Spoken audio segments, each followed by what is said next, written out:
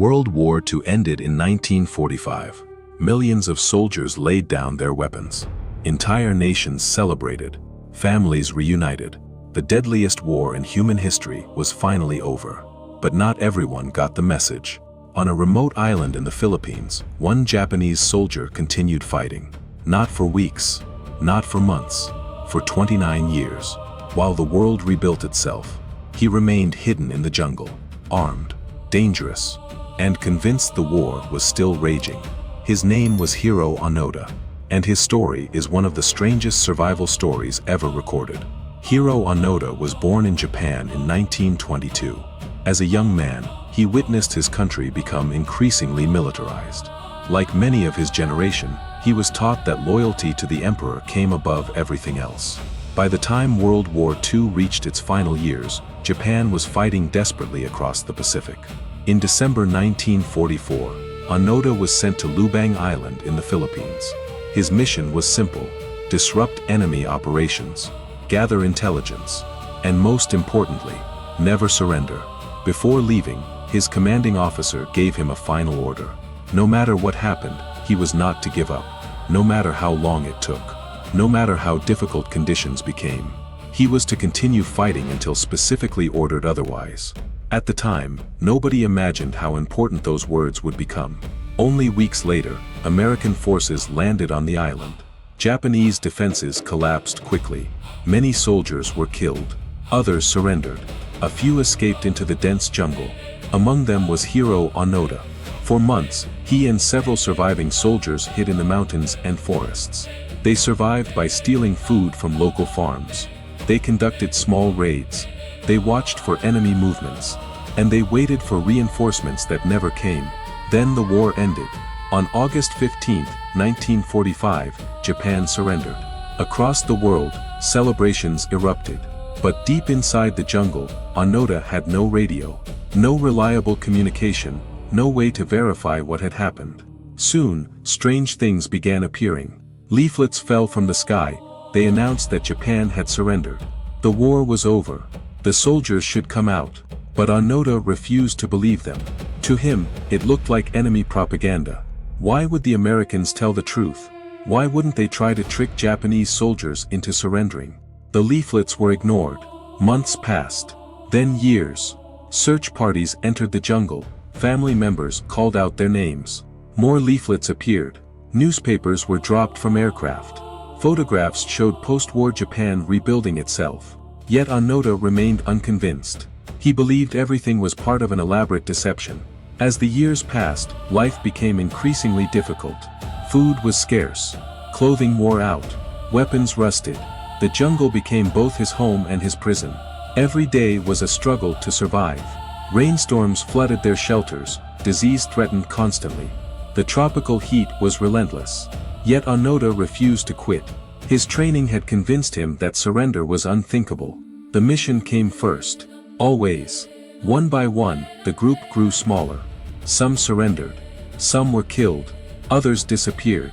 Eventually only Onoda remained, alone in the jungle, still carrying his rifle, still waiting for orders, still believing World War II had not ended. And while he hid among the trees, the world outside changed completely.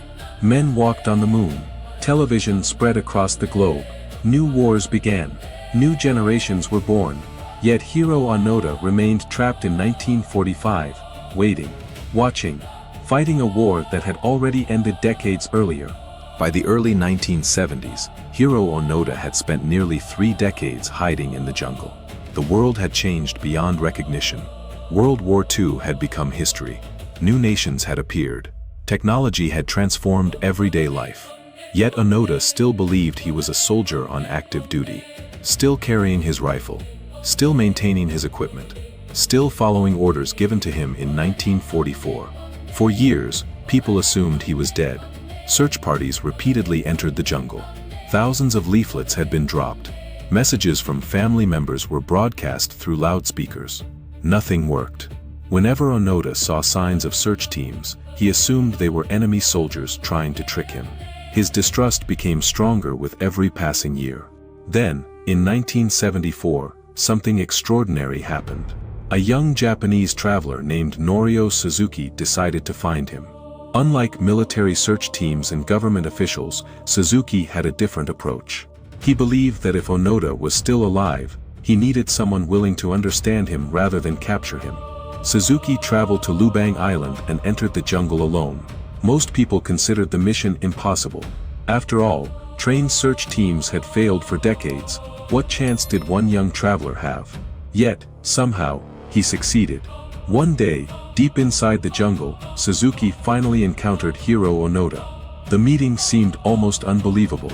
Onoda was now 52 years old, his uniform was worn and faded, his equipment was old. But he was still armed, still disciplined, still acting as if the war continued. The two men spoke for hours. Suzuki explained that Japan had surrendered nearly 30 years earlier. He explained that the world had changed. He explained that families had spent decades wondering what happened to him.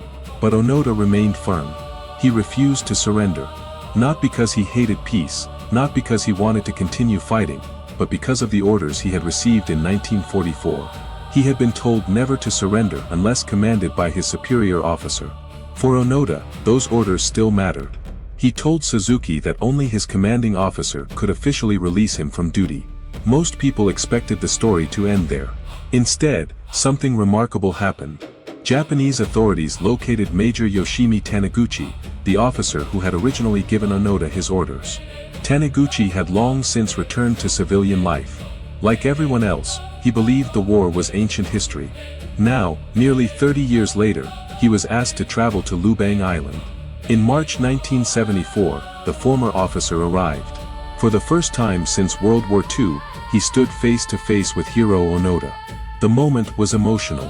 Taniguchi formally read new orders. The mission was over, the war had ended. Onoda was relieved of duty. Only then did Hiroo Onoda finally accept reality. After 29 years in the jungle, he surrendered. The world was stunned. Newspapers across the globe reported the story. People could hardly believe it. A soldier had continued serving for almost 3 decades after the war ended. Even more surprising was the condition of his equipment. His rifle still functioned, his uniform, though damaged, remained recognizable. His military discipline had survived the passage of time. When Onoda emerged from the jungle, he stepped into a completely different world. The Japan he returned to was almost unrecognizable. The country had transformed into one of the world's largest economies. Modern cities filled the landscape. Television, computers, and jet travel had become normal. Everything he remembered from 1945 was gone. For Onoda, adjusting to modern life was difficult. He had spent nearly half of his life isolated from society. Yet despite the challenges, he became a symbol of determination and loyalty. Some people admired his dedication, others questioned whether blind obedience had cost him decades of his life. The debate continues even today. Was Hiroo Onoda a hero? Or was he a tragic reminder of the dangers of absolute loyalty? Perhaps he was both. What cannot be denied is that his story remains one of the most extraordinary survival stories in history. While entire generations lived and died, while nations rose and fell, while humanity entered the modern age, one soldier remained hidden in the jungle, waiting for orders, waiting for a war that had already ended. And when those orders finally arrived, 29 years had passed.